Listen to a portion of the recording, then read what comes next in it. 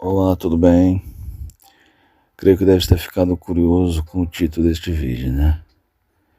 Especialmente porque a moda aqui no YouTube são os títulos extremamente chamativos. Por que cargas d'água este vídeo se chama simplesmente Eu? Porque é exatamente o que parece, um vídeo sobre mim. Ou melhor, sobre como certas experiências no passado recente me fizeram, por assim dizer, ressignificar minha vida, me obrigando a reavaliar meu autoproclamado egoísmo, que eu adotei como tema deste modesto canal.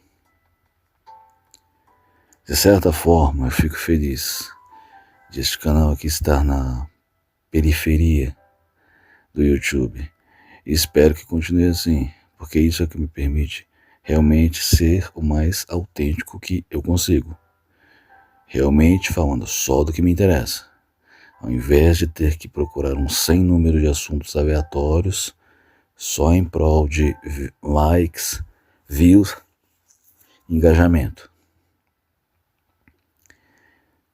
Eu não sou exatamente o que se pode definir um homem social. Não faço parte do espectro autista, mesmo porque consigo perfeitamente desempenhar um papel na sociedade. Consigo interagir, consigo ser até um modelo de cidadão. Mas ser social, no sentido que eu quero empregar, quer dizer estar em sociedade, fazer o jogo social, com prazer e conhecimento de causa. Não se trata, para mim, apenas de ter uma personalidade arredia.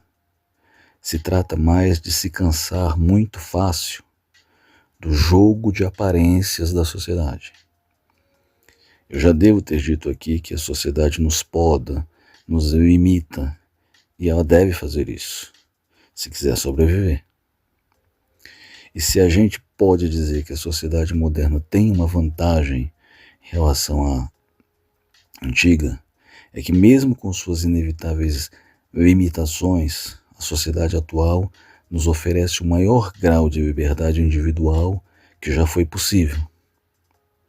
Ou seja, hoje podemos ter uma vida social quase mínima, sem sermos necessariamente prejudicados por isso, embora, claro, sejamos inapelavelmente taxados de estranhos. Eu não posso dizer que eu odeie a sociedade, os outros homens. O melhor seria dizer que as pessoas me cansam muito facilmente. Não porque elas são invasivas, porque elas entram no meu espaço, mas porque o que elas podem oferecer é só uma sombra do que elas são. Como se elas estivessem o tempo todo defendendo um personagem e, ao mesmo tempo, demonstrando o quanto estão fartas desse jogo de cena. Isso as torna extremamente repetitivas e previsíveis. Ainda que cada uma delas seja um ser absolutamente único, no final a sociedade as obriga a serem todas muito parecidas. Como se elas só pudessem mostrar algo de minimamente original em ocasiões muito restritas. E esse algo de essencialmente único que elas podem mostrar dificilmente estará ao meu alcance. Como no caso dos artistas, escritores, etc. É só criando sua obra que eles realmente mostram o que são, o que tem de singular. No resto do tempo, são tão aborrecidos como todos os outros. Então, disso redunda uma absoluta previsibilidade no comportamento das pessoas, de modo que eu só preciso conversar com alguém 2 vezes para saber tudo que o sujeito terá para me dizer cada vez que eu o encontrar. Isso não é um julgamento. Eu não as culpo por agir assim. Eu entendo que a sociedade, qualquer sociedade, esmaga a individualidade. O próprio diálogo se torna mecânico, porque tudo que você quer no dia a dia é esconder teus reais sentimentos, o que você realmente pensa e quer. Pois bem, dessa minha perspectiva sobre a sociedade, resulta uma existência necessariamente solitária, exceto por algumas poucas pessoas essenciais. Eu penso que nunca poderei deixar de ter na vida alguém que seja essencial para mim. Não por fraqueza ou dependência, pelo menos não só por isso, mas especialmente para fugir da alienação. Por mais que, como eu disse, eu não tenha a sociedade humana em alta conta, eu preciso de um contato mínimo com ela, porque eu nada tenho contra as pessoas em si, não sou misantropo. E esse contato humano me impede de transformar meu ego num absoluto. Disso resulta que, mesmo sendo um individualista empedernido, eu reconheço minha dependência de certas pessoas. Não no sentido de que eu não possa viver sem elas. Eu posso e terei que viver um dia. Mas no sentido de que meu próprio ego precisa dessas pessoas para se sentir satisfeito. E esse meu ego tem assim duas questões centrais para enfrentar: a dependência dessas pessoas e meu sentido de inadequação. A dependência tem às vezes uma origem essencialmente biológica, como no caso de pais e filhos. Insurgir-se contra ela é me insurgir contra os meus mais básicos instintos. A razão me arma com a convicção de que não posso contar com a companhia de tais pessoas até morrer. Mas meus instintos se rebelam, ao que se acrescenta o sentimento real surgido do contato diário com essas pessoas. Algo com que me acostumei tanto que simplesmente não consigo imaginar minha vida sem. Então eu somo três fatores: evitar a sensação de alienação, a força do instinto e o sentimento verdadeiro, originado numa relação real. E aí eu tenho essa dependência. Meu sentimento de inadequação tem várias origens. A principal é a minha convicção de nunca querer estar fazendo o que os outros querem que eu faça. Eu falei sobre isso num texto que eu escrevi chamado O que eu quero. A simples ideia de ter que fazer algo porque outros estão fazendo, porque outros estão me mandando fazer, me causa um mal-estar, independentemente do ato que eu esteja praticando. Preciso saber que estou fazendo aquilo em meu próprio benefício e que eu quero fazer aquilo. Assim, pensando, por exemplo, nas necessidades de interação social que certas atividades acarretam. Eu preciso me convencer que aquilo é um mal necessário, ou simplesmente de que, por mais aborrecidas que sejam, ulteriormente, tais atividades trazem um benefício, já que me permitem desenvolver um certo traquejo social indispensável. Mas isso só até um certo limite, um mínimo indispensável, porque muito do jogo social é cansativo e me impede de fazer coisas que eu realmente gosto, coisas que de fato me deem prazer. Não estar sentindo prazer em fazer isso ou aquilo, fazer algo só pro forma ou para salvar a cara, não tenho como fugir disso o tempo todo. Só que fujo disso sempre que tenho oportunidade. Por que a religião, o culto, os grupos de autoajuda são impossíveis para mim? Precisamente porque me colocam num molde que até responde por algumas de minhas necessidades, mas ao custo de cercear todo o resto, em nome do conforto de pertencer a um grupo que me protege e me serve de escudo. Eu tenho que abdicar do direito a uma personalidade própria, pois o grupo me obriga a seguir um conjunto de regras, a maioria das quais não faz sentido para mim. E ao mínimo sinal de discordância, de desconforto, o grupo me fecha as suas portas. Todo mundo abre a boca para dizer: seja você mesmo. Mas o que eles querem não é que eu seja eu mesmo, mas que eu me molde ao que eles esperam que eu seja. O que eu sou, só eu mesmo sei. E nem aqui, sendo inteiramente sincero, consigo expressar isso de modo inteiramente compreensível. Já que eu sou único, absolutamente singular, eu precisaria de uma linguagem única, singular, para me expressar. Uma linguagem incompreensível aos demais, que só entendem a meu respeito os traços de caráter que eu tenho em comum com eles. Por que eu rejeitei a religião, em definitivo? Porque nenhuma religião teria como me prever. Nenhuma foi escrita pensando em mim. Todas foram criadas para servirem a todos e a nenhum ao mesmo tempo. Tudo ali é perfeitamente explicado, completamente, matematicamente determinado, de modo que eu só tenho que somar 2 e 2 e obter 4, ou melhor, o céu. A religião me explica tudo, desde a aurora dos tempos até muito tempo depois de todos os homens se converterem em pó. Mas, ao mesmo tempo, ela não explica absolutamente nada. E quando eu estou à beira do desespero, não adianta recorrer a Deus, já que a religião me diz que Deus criou meu desespero. Mas eu não o quero. Eu não aceito, não quero estar sofrendo, estar desesperado em nenhum momento. Não importa se há uma lição qualquer a se aprender, se há um plano de Deus na minha vida.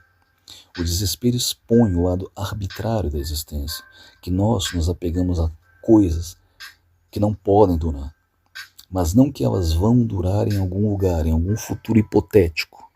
Não, elas não podem durar pela sua própria natureza. E meu apego a elas me machuca, mais ainda quando eu entendo isso. Através da autoafirmação, do egoísmo, eu quis, digamos, me blindar contra o caos. O caos que está lá fora e que faz parte de mim também. Eu entendi que precisava de uma barreira psicológica que me servisse de princípio básico na vida. Não adotei uma filosofia de vida, não no sentido estrito. É óbvio que eu tenho uma rotina de vida, que eu faço certas coisas e necessito de certa disciplina.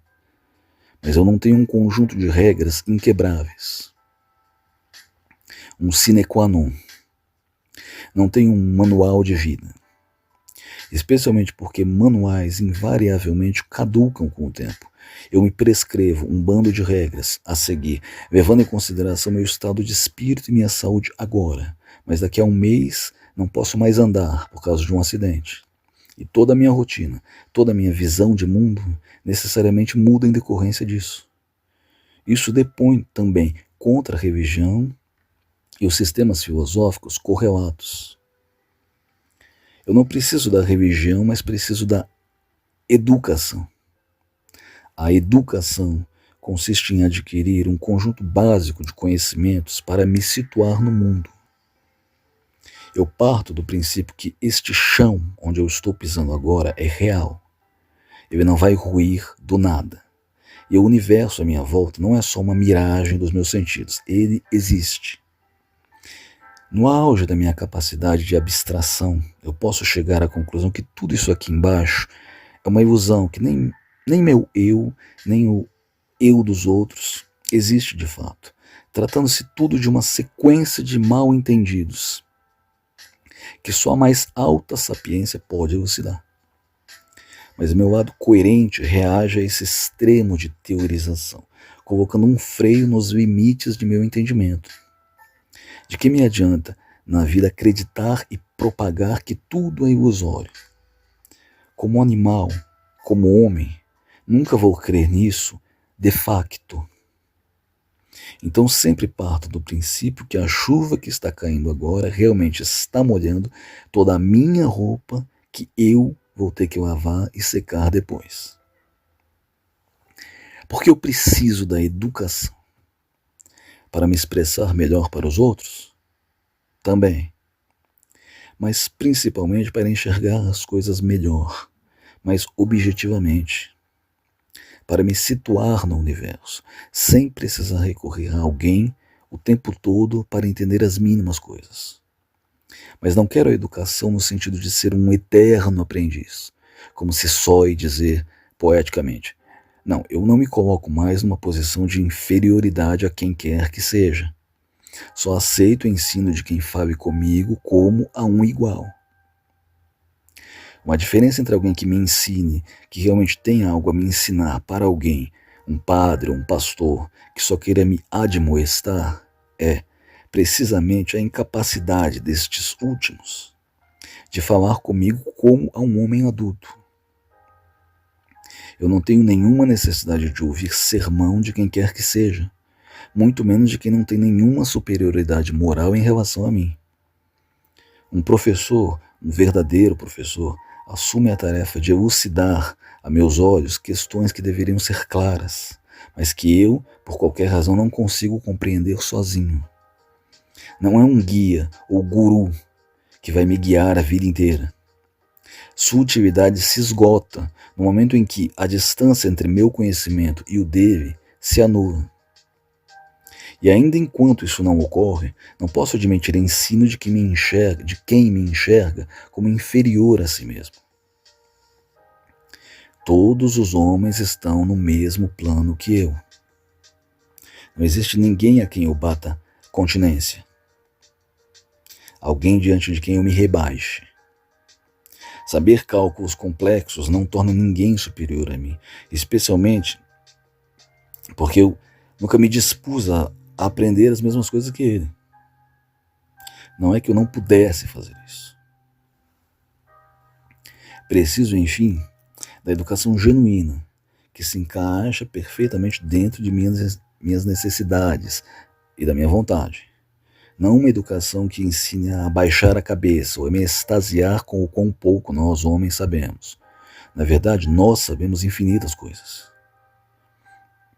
Só o que não sabemos é controlar ou evitar os problemas essenciais, especialmente a perda e a doença, na esfera individual. Voltando assim à questão da dependência das pessoas, uma coisa que recentemente quase pôs em xeque meu senso de autoafirmação foi precisamente a iminência de uma perda fundamental. Por um bom tempo eu me senti perdido como uma criança, um náufrago à espera de socorro. De repente, eis que o egoísmo não me serviria de nada, já que eu continuava fisicamente vivo, mas me sentindo morto por dentro. Então, de que adiantava a luta pela sobrevivência no dia a dia quando uma parte essencial da minha vida, do meu mundo, estava prestes a ir embora? Nessas horas eu não difiro do comum dos homens em nada. O desespero periga tomar conta. E o desespero é precisamente o maior problema de todos. Eu diria que espiritualmente é o problema essencial. A iminência da perda se juntou à revelação de uma doença insuspeita. Eu posso dizer que, enquanto a perda, a ausência daquela pessoa fundamental, mina a força de meu espírito, a doença se encarrega de corroer o meu corpo.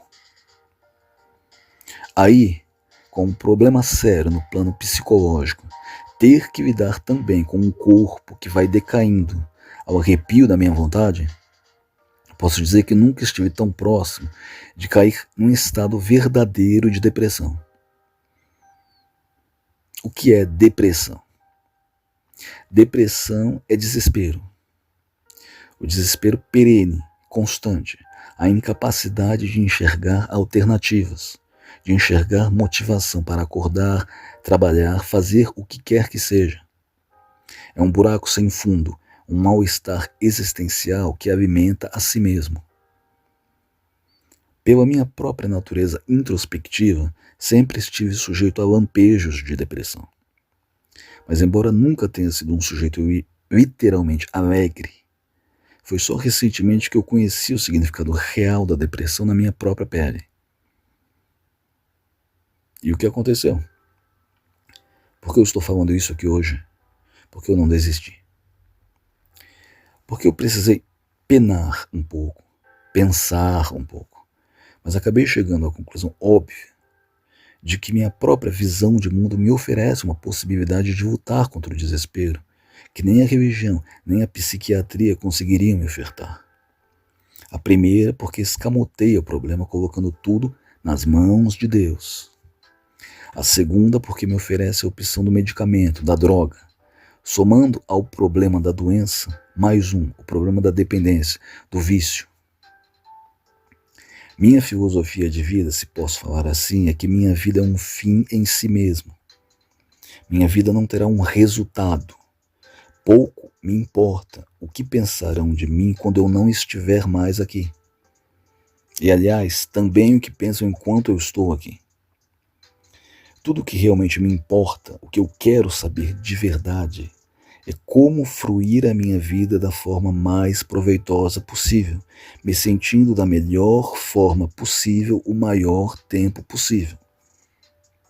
Para isso, necessariamente, contribuem aquelas pessoas fundamentais, de que eu falei, e a perda de uma delas é um choque, um baque, mas passado o período de luto, inevitável, eu consigo entender que ser um homem adulto passa por ser capaz de viver na companhia de quem se ama e também viver sem essa pessoa, viver sem ninguém. Porque caso eu não consiga fazer isso, a pessoa amada é só uma muleta. E o que eu sinto por ela não é amor, é qualquer outra coisa. E para viver bem, eu também preciso de saúde, óbvio. Quanto menos problemas de saúde, melhor, mais confortável a vida. Mas aí, o que eu faço com uma doença que chega para ficar e que pode tornar o resto dos meus dias um martírio? Evidentemente, eu não posso deixar o problema de saúde esmagar minha lucidez. Se o desespero é o problema essencial e a doença física também leva ao desespero, a lucidez é o que mantém meu espírito são. Assim não posso me viciar em remédios, drogas, jogos, etc. Porque vícios nublam o entendimento. Não posso fingir que o problema não existe, porque ele não vai embora assim. Tenho que encará-lo de frente, saber que parte de meu corpo está sendo atingida e o que posso fazer para manter o resto do corpo mais saudável possível. Aí é que a educação se mostra fundamental. O conhece-te a ti mesmo adquire relevância. Não educação no sentido de coletar dados e mais dados aleatórios na cabeça, mas de aprender tudo de essencial sobre o meu corpo para lidar com ele e aprender a superar suas limitações. Assim, dois problemas que poderiam me levar para uma perspectiva de vida diametralmente diferente da que eu adotei, na verdade acabaram por reforçar minha certeza de que eu sigo o caminho mais lógico que eu posso seguir. Não apenas sendo egoísta e individualista, mas entendendo que nada justificaria ser ou agir de outro modo. De tudo que eu falei aqui, minha inadequação social, minha necessidade de educação, minha dificuldade de lidar com a perda e com a degradação do corpo, eu deduzo que hoje eu poderia morrer com a certeza que, ao contrário da grande maioria das pessoas, aprendi a não contradizer a mim mesmo. Porque se ao passar pelas piores experiências que me são possíveis, eu percebi que continua valendo a pena lutar pela minha vida, que cada momento conta e que eu só desejarei a morte. No momento em que tiver esgotado minha vida completamente, então tudo mais que eu tenho que aprender nessa vida é acessório. O essencial eu já aprendi. Eu sou a medida de todas as coisas, a razão de ser de todas elas, o centro do meu universo. Tudo neste mundo gira em torno de mim. Tudo está aqui para ser medido, valorado e usado por mim. Como único animal consciente de si mesmo, tenho o privilégio de poder entender tudo à minha volta. De modo que a existência não é para mim um caos, uma coleção de instintos e sensações desconexas. Ao contrário, para mim, tudo na minha vida tem razão de ser e tudo está no lugar certo. E os outros que me interpretem como bem entenderem. Obrigado por tua atenção. Olá, tudo bem? Creio que deve ter ficado